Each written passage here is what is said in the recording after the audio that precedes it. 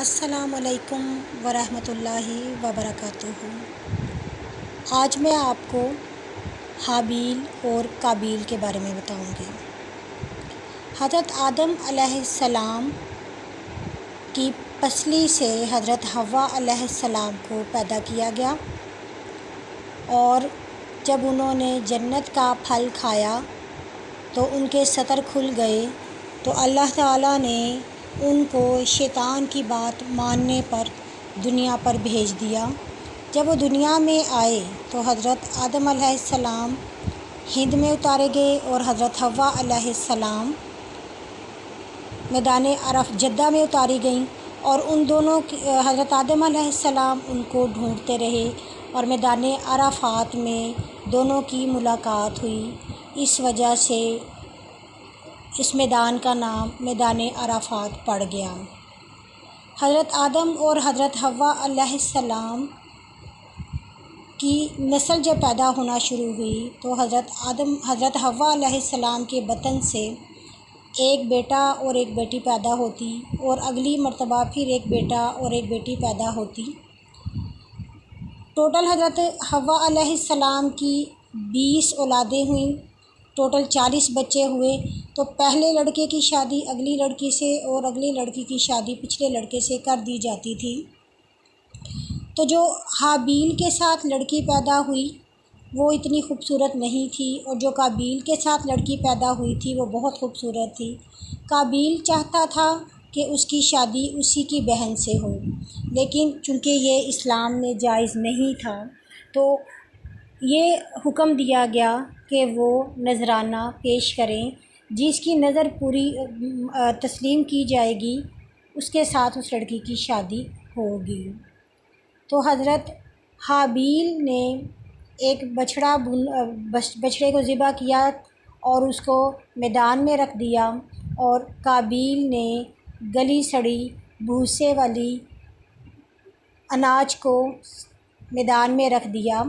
ان دنوں میں یہ ہوتا تھا کہ آسمان سے بجلی آتی تھی، آگ آتی تھی، اور جس نظر کو قبول کرنا ہوتا تھا اس کو جلا جاتی تھی۔ تو جب وہ دونوں اگلے دن میدان میں گئے تو انہوں نے دیکھا کہ حابیل علیہ السلام کی جو نظر ہے وہ قبول ہو گئی ہے۔ قابیل کو بہت غصہ آیا، اس نے کہا کہ میں تمہیں قتل کر دوں گا۔ اس پر حابیل نے کہا کہ تو مجھے قتل کرنے کے لیے ہاتھ اٹھائے گا، لیکن میں تجھے کچھ نہیں کہوں گا۔